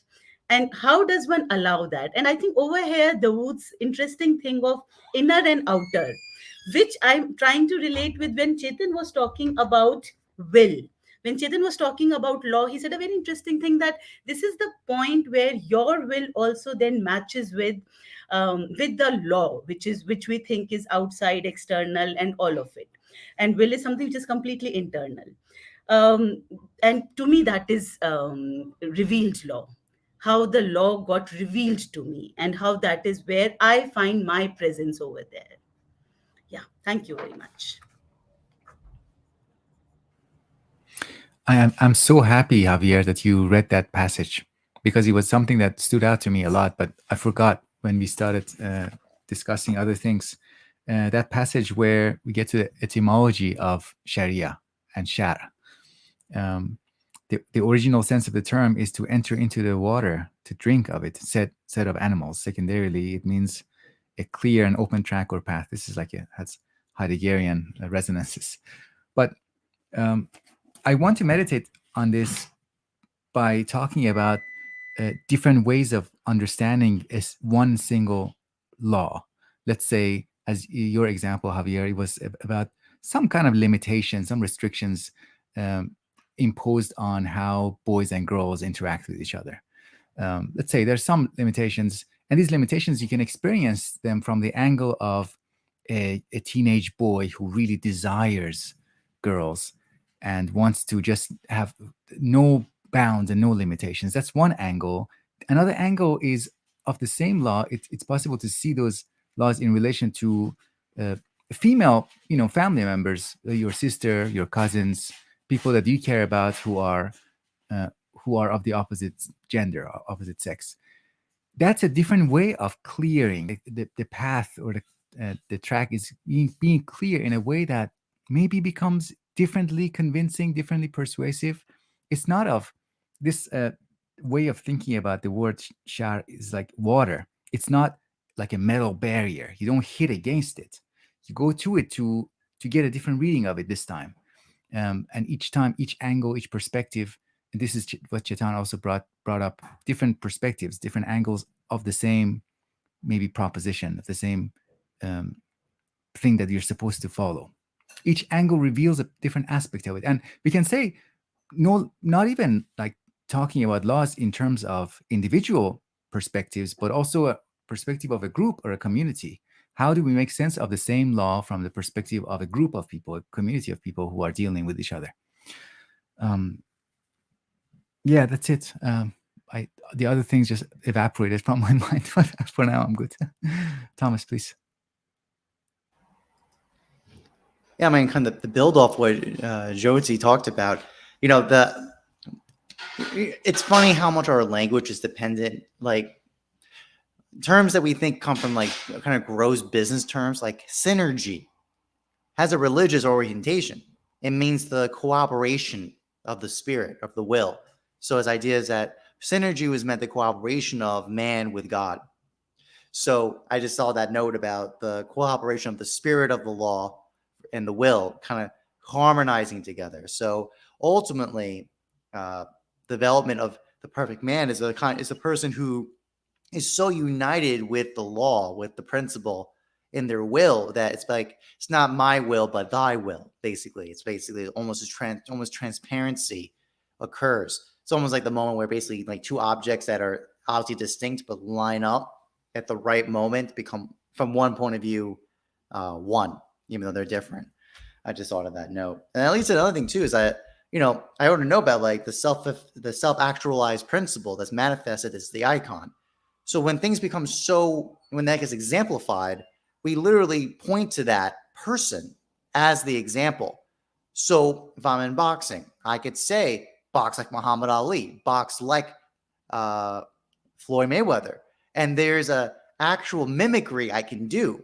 I say those terms, I say that person, there's a meaning, a form, and a meaning that's associated with that. That's what icons do. They have that power of significance within the discipline. And I'm sure anyone in any discipline, in any school of knowledge or body of knowledge would say that. The icons are things or persons that when you say their name, when you say them, they have a form, a significance, and a form that can be mimicked in more degrees of more perfection, less perfection. Because basically, like, you know, a fun move when you see beginning amateur boxers is, you know, they want to be like, they have some inspired, they love Floyd, for example, and they want to be like Floyd, or they love a certain other boxer, and they'll mimic their style, but they're not, first of all, not ready. They're not ready yet. They have huge flaws. It's a huge mess. But you know what? You can still sense it's kind of crazy. It's also similar too with like personifying people too, actors, right? Actors, certain character actors especially, have literally like a whole demeanor, body language, tone of voice, all this stuff that can be mimicked because there's something distinct about it. So that's what the icons have, is this kind of quality of perfection that can be referenced and pointed to and have a meaning. I always find that very interesting. And it's much within a body of knowledge, or just a school of community of understanding, building on Dawood said, that has a common meaning. So when I talk to other boxers, like, oh, James, like, you know, I get particular, you know, I say James Toney, like, oh, I do a defensive position like him, or do a counter like James Toney, or do a Pacific position, do that pivot, that right hook to the body, right hook to the head that Mike Tyson did. In boxing, we know what that means. We have a community of understanding by these exemplars. These are icons that we mimic, we show. And the highest level ones is a canon. The canon is this kind of community linkage of exemplars that change the game, basically. And they literally define it from that point on. So every boxing tradition going forward, for example, Floyd has a huge influence on it in many dimensions, for example. Muhammad Ali did too, in different dimensions too, et cetera, et cetera. So really, that's probably the major note. One last thing what Javier said about this example of the Sharia law, basically these kind of prohibitions, right? I do agree that part of the dynamic is the fear of failure side. I think that is very much the part of the equation. I think also is the idea of knowing human limit, in terms of there's a regulation of human biology, right? And that's kind of the tensions. I mean, oh God, my mind is blanking. It's late. My brain is starting to fog out.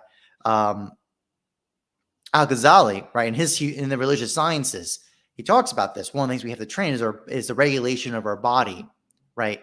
And part of the law has to deal with those dynamics and negotiate that process. And part of our cultivation, and this is traditional virtue ethics too, in Aristotle or Plato, right? Temperance. We have the reason why temperance is in the equation is a virtue is because we have to regulate it. So, but that's generally people fall at it by lack of will or other issues as well. But I want to build on that note as well. Oh, and one last note. I think it's very important, by the way, when we talk about rule-bound living, there's a huge difference, by the way, of post-rationalizations after the fact. Like we do the thing and then we got to justify it after the fact versus a prior claiming of the law and then holding yourself accountable to it. I think that's a huge problem. I think actually the number one problem we have as human beings is that it's not that we don't obey rules. It's just that we do what we want and then we make rationalizations afterwards to justify it. So we actually are the measure of the rule versus holding the rule to ourselves first prior and then holding ourselves accountable to it. I find that's just a quality of human nature, a moral quality of human beings. Is that really thing I watch for a real moral human being is a person that can hold himself accountable to the standard prior to the action, not after. It doesn't work that way after because you can just easily bend the rule very quickly to justify what you were trying to do. That's all for me. That's actually a really good point. That's actually a really good point, Thomas. This idea of like, what's that saying? It's like, I'm going to do it now and then I'm going to figure it out, later, or I'll apologize afterwards or something like that. There's that saying. But actually, this idea of creativity and subverting, it actually reminds me of something that Islam itself, the Orthodox version, actually suffers from, something that Muhammad Iqbal actually pointed out in one of his lectures. And I forgot the word because actually Islam carries within itself a specific rule that allows the person to subvert and make a judgment that would be, and I forgot the word. I don't know. Do you remember the word, Thomas? It like allows like a certain flexibility within the law.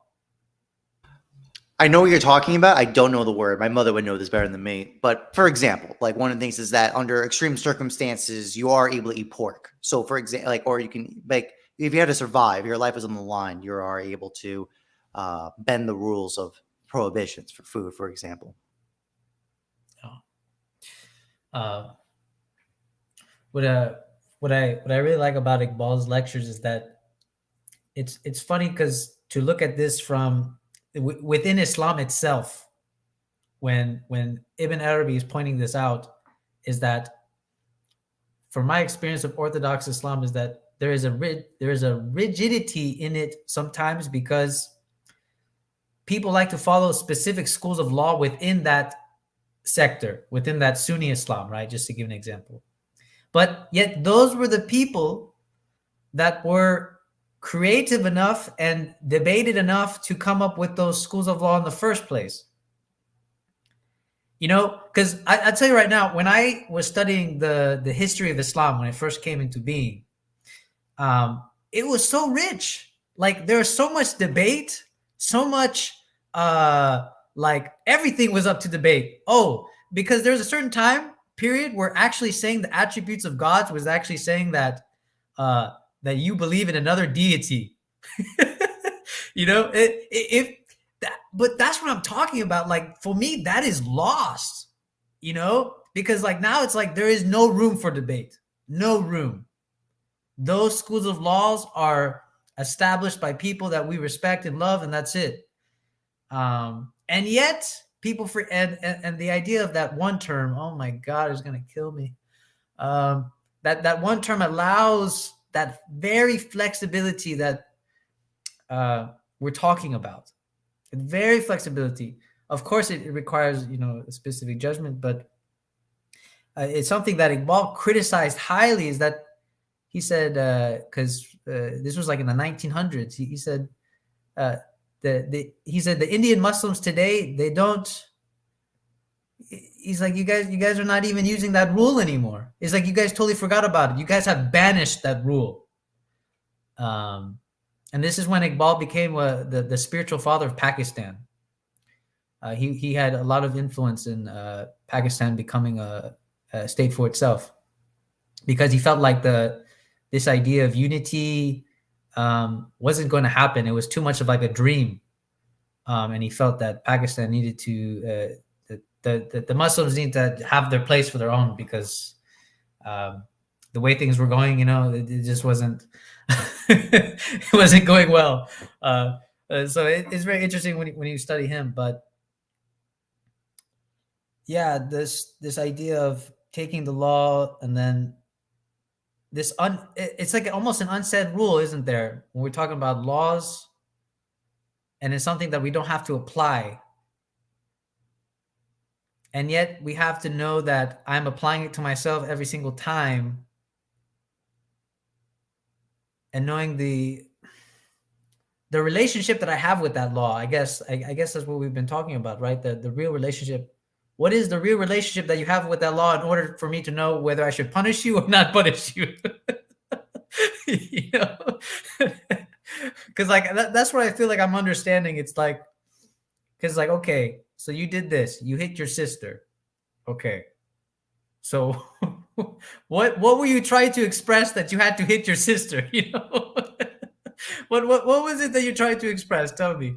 And then because if he's like, oh well, Dad, she just pisses me off. It's like not even my mother would accept that kind of like talk. It's like, oh, if it just pisses you off, let me slap you. My mother would always do something like that to show the other perspective, which is such a parent thing to do. As a child, when you're going through something, and you say, well, Mom, I don't understand why you're like this. And my mom would always say, okay, well, imagine that you're me and I did this to you. What would you do? And then I'm like, oh, well, that's interesting. Actually, there's a type of punishment in the army that when I borrowed from one of my sergeants. It was very interesting. He said, you were late. I said, okay. He said, I'm not going to punish you, but you're going to come up with a punishment for yourself. And you know what's funny about when you come up with your own punishment? You actually make it worse for yourself. That's what's really funny about punishing. You put the punishment in the person's hands. Okay, what should be your punishment? And then you can see what reveals itself instantly. And I've always found that type of punishment to be very interesting, especially when it comes to like children or whatever, because it's like, you're like, oh, wow, I would have never done that to that kid, but the kid chose that punishment. So that means he knew his intentions. So I'm going to pass it on to Chittick now. I'll just sort of go back to, I would go back to, I want to go back to this word called, how do we play with law? I think that is what is at stake when we are discussing this. And I think Iqbal's example that he's giving us. And I think Jyoti had a very brilliant point with, and Jyoti and Thomas both, in terms of how art incorporates rules. And classical dance is a very good example of it. Because in classical dance, rules are very important. Anybody knows. In classical music, I'm sure it's the same way. I don't know. But in classical dance, at least, the rules are very, very important. And the only way to break them is to actually work from them. That is how sometimes a new classical dancer comes who's completely breaking all norms that exist before it. And immediately the traditional teachers would be like, this is bad dance, this is not, you're not following the rules, and so on and so forth. And suddenly when you start realizing, you realize that new form was actually following more rules than the earlier one. And how do we understand that kind of following of a rule in that sense? And that can be understood because what happens is that you can only play with the law when you work from the law. There are only two ways to play with it. One is that you don't care. then you're not playing actually. Then you're just breaking it. But the only way to play with something, and it is same with chess. When you learn how to play chess initially, that is Thomas' example also in teaching. When you learn to play chess initially, when you don't know, you're not sure the rules, you're trying to follow in the rules. When you actually have learned the rules, when you're actually comfortable with it, what happens? You start playing with it. Then you start finding new ways of, navigating that terrain for yourself. The playfulness actually has a very deep relationship with your ability to work from something. That is how play happens. Else it's all work, which is where work play distinction, and we can start thinking about that.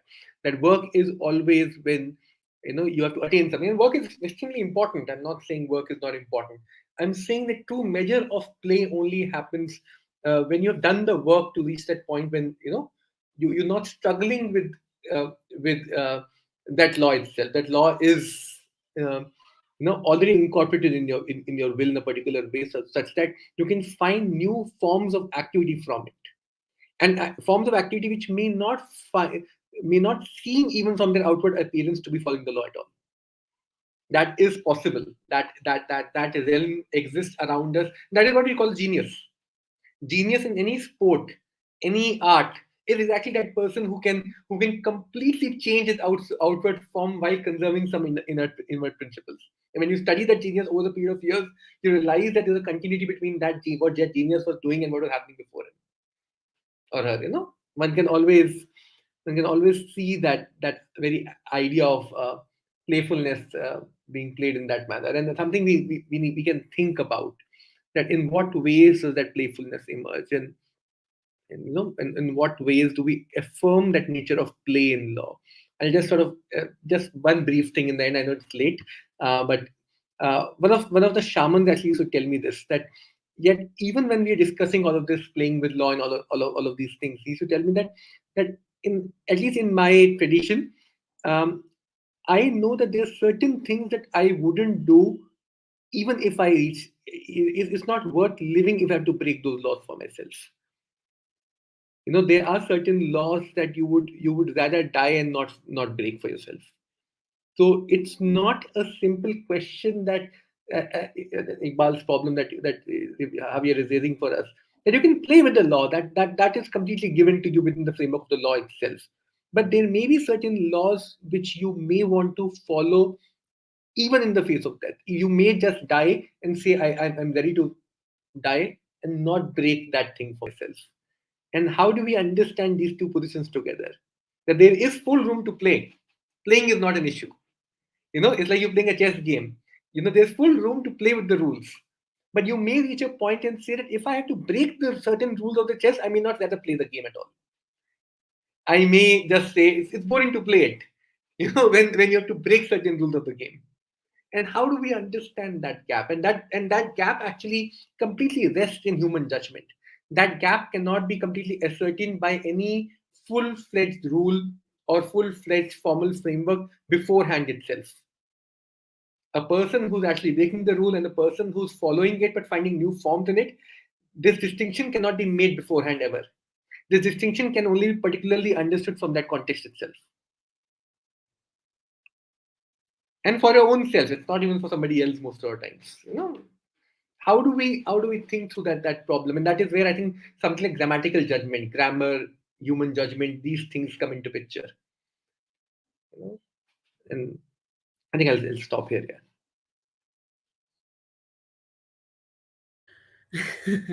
It's difficult to speak after Chetan. Not next time. Yeah. So sorry. I don't know, Chetan. I have to really think about it. But for me, these are not two different things. Breaking the law and at the face of the death, choosing to follow the law. Breaking the rule and following the rule. Somewhere in breaking the rule, following the rule is very much inherent. Going back to Thomas and the way I was looking at revealed law, there is this processing of internalization that happens, which leaves the window, which leaves the gap for subversion to take place. I don't have a language for it, so I have to think more about it. But in my sensibility, I'm not able to see them as contradictory. um, about Iqbal, it's a very Can interesting discussion. Yeah, can please, I just please. Yeah. I just add to this? I agree with you. Breaking the law is not the problem, which is why I'm saying. I'm saying there may be certain forms of breaking the law that you may not still want to do. It's not a simple question of breaking the law, which is why you may still want to draw a line that there's certain forms of playing with the law is completely acceptable, but yet there is a certain form of breaking the law that you may not want to, as I said, play the game anymore. And how you distinguish between the two? Mhm. Okay. Yeah. Even in Hinduism one finds that, so it's very orthodox and all of it. So we have had amazing bhakti movement which tried to question the traditional orthodox version or in Hinduism, where the texture and all of this was important. And instead of that, the bhakti movement was talking about this love attachment and this personal connection which is there, which can be there with divine, which at times gets lost when we talk about this orthodoxy, which does come with in Hinduism. Maybe I should not use the word Hinduism over here, but yes, it is there. And we are living in the times when that force is very high today. Um, this also reminds me, so nowadays I am teaching Tagore, Rabindranath Tagore, and he's like a great poet and great literary person also. Whatever we are discussing, and in fact what happens, all these discussions also go into my classes. So I want to read something from Tagore, and this is his essay. In all his writings, it's imagination, sympathy, love, which is much more important, and play also. So when he imagined this idea of education, for him it has to be about art and aesthetics. We need to be playful, and what can be done, so that remains. So he's talking about infants, and when infants are fed on mother's milk, it's not just that they are just being given milk, they just feel safe. There is much more which has infinity to it, which cannot be captured in a normal language. And I thought of it when Thomas was talking about this rules and what happens, before the fact and after the fact. And he talks about infant, and he says they find their food and their mother at the same time. It is complete nourishment for them, body and soul. It is their first introduction to the great truth that man's true relationship with the world is that of personal love and not that of mechanical law of causation. Yeah, that's it. That's beautiful. Finding food and the mother at the same time. And that kind of happens in the process of playing and finding the baby's own place in relation to the larger context. Yeah, I find this idea of play with rules infinitely inspiring and fascinating. Uh, I think you're all familiar with that high jumping, or the Olympic jumping. It's like a track and field form of jumping. Up to a certain point in its history, people uh, would jump without the flip, without the backflip. They would jump forward, facing the ground. And there were one or two, I think, jumpers who, around the same time, they started to do this. It's now called the Fosbury flip or flop. Uh, and this is a way of kind of breaking the rule, but then it's not really breaking the rule. It is finding a new relationship with the rule. And I think this might be uh, the essence of genius, or a characteristic of genius, that striving to find a new relationship. I don't want to use the word authentic, but it seems unavoidable. An authentic relationship with the existing rule.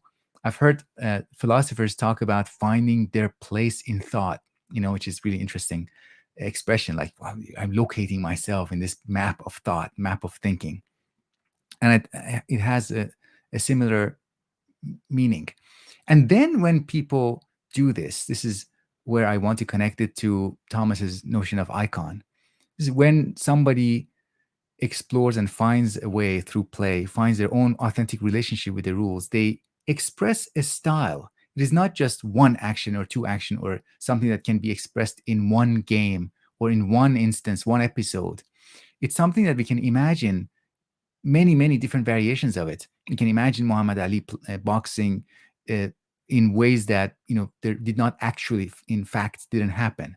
against kinds of opponents that he didn't actually face. But just imagining him as an icon. So icon this is the last thing I will say. The icon is an invitation to imagine. I think it is the other side of hermeneutic.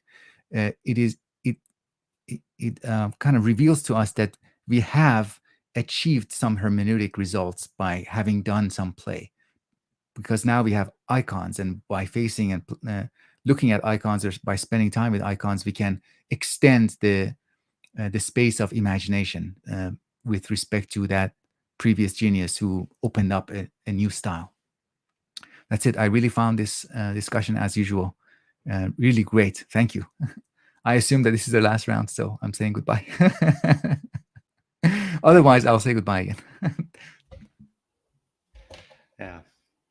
Yeah, luckily, I mean, that's the nice thing about this cycle. I think it's nice 3 cycles, the right amount of time. Because the one, I can be very quick, because I agree. I think this has been a really rich conversation, and I kind of love the development. So we kind of went from, we were such a broad range of things that we came to I think actually the kind of best kind of conversations to dialogue together. We actually come to a realization that really wasn't in the text, but we actually revealed it out of the text and through our discussion. I really think this conclusion of the cycle right now on this idea of the invitation to imagination of the icons, and it's a new relationship with the principle. I wouldn't just say law, because law, I like principle because it has like the basically arche for first principle. It's this idea of the internal activity of the thing in itself. So that's why I like using that term, because that. But I'm fine with the synonyms law to get to this point. Does play protect mode? First of all, one thing I think is interesting is I actually had a note. I've always wondered why Aristotle has wit as a virtue. I think this is what he's pointing to. I always wondered that. I was like, isn't the text like, what is this? And also, by the way, that common example of what's called a something existence per se, the second mode, is laughing. It's a sign. So basically, man's intelligence is demonstrated by the sign of man laughing. I always thought that was interesting. So it's always been the acknowledgement that wit, laughter, humor is a mode of intelligence. We usually don't think it.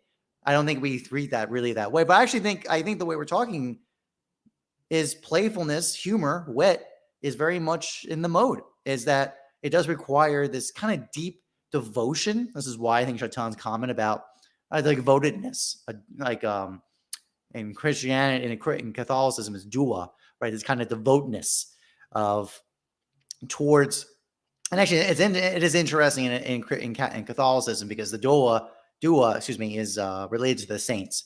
So it's a kind of relationship to the saints you have, a kind of devoutness to them, whom are icons, because they are exemplars of particular demonstrations of virtues for Christians, for example. So that's why I think it's a very appropriate term here.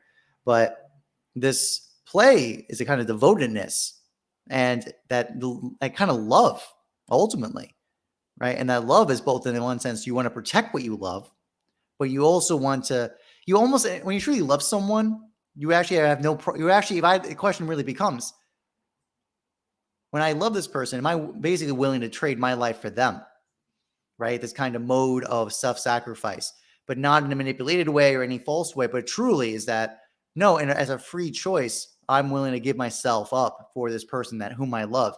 And the act of me loving this person, I want to protect them. And also the other side, besides giving up your life, is also, if I can't make them fulfill their actual good, they can't actualize their perfection by being with me, then I shouldn't be selfish and let them demand they stay with me, for example. So I actually care about your good that much, that your good is more important than my self-interest. It's a kind of, I think I see that as kind of a dimension here, in the sense that not only do you want to protect, you also want to actualize the good of the other. So it's almost a relation. Remember, it's almost like you almost have this such deep intimacy with the principle. It's actually almost like a face of God moment, right? Where you have a relation to the self, bounce back with oneself. And that kind of, but it's not an egotistic love. It's a kind of love for this principle is more important than you. And you're willing to do what it takes to know it, be with it, and to actualize it. And that might mean, in certain contexts, playing with it, revolutionizing it, pivoting it, changing expectations, and other moments holding the line, protecting it, ensuring it that it continues on. So I think this is such a rich topic. And by the way, Jyoti, your comment about the mother and the milk happening at once is a very powerful, I think, metaphor for this too. I think it's a really rich way to talk about it. So really great conversation. I think this has been an excellent discussion so far. And with that, I say that's my turn. Oh man, yeah. Jyoti, when you read that passage, I'm always a sucker for imagination, sympathy, play. You guys are all saying all the right words that I like. But this thing that Chitan was bringing up is that we have to keep in mind the relative absolute. The absolute is always the game, and you can tell when somebody doesn't love the game because they have no sympathy for all the players. They have complete disregard. And that's what's interesting about when I was getting into chess, is that all these guys that play chess, they really love chess. And so for them, the absolute is always the game itself. But once you have that relationship with the absolute, it's like, well, then how do I find my relative? Once I find that relative, I create my style. I create my style within the absolute. And it's always, I can never forget that scene, Davud, that you shared one time on Twitter. It was a movie scene, and it was a couple in therapy. And the woman was trying to express her emotions, and the guy was kind of like this, almost like just this rational philosopher. He's like, well, this isn't really a rational thing, and la la la. But what he doesn't understand is that he's not taking his relationship with the woman as absolute. He is taking his relationship with rationality as absolute, and so that means he's willing to break everything else. And so in order for that relationship to sustain, you have to take the relationship as the absolute itself. And then you can take, and then you imagine within that field. And I think that's why I like the idea of this open path, because the path is already the absolute in front of us. It's all about how do we go about that path that defines our style and our relative on that path. And again, I'll leave for last comments, but again, this conversation was really great. I never thought about rules this way. Well, I never gave it that much thought this way. And the idea of literal, so many things to think about after this. So I'll leave it open and then we'll close.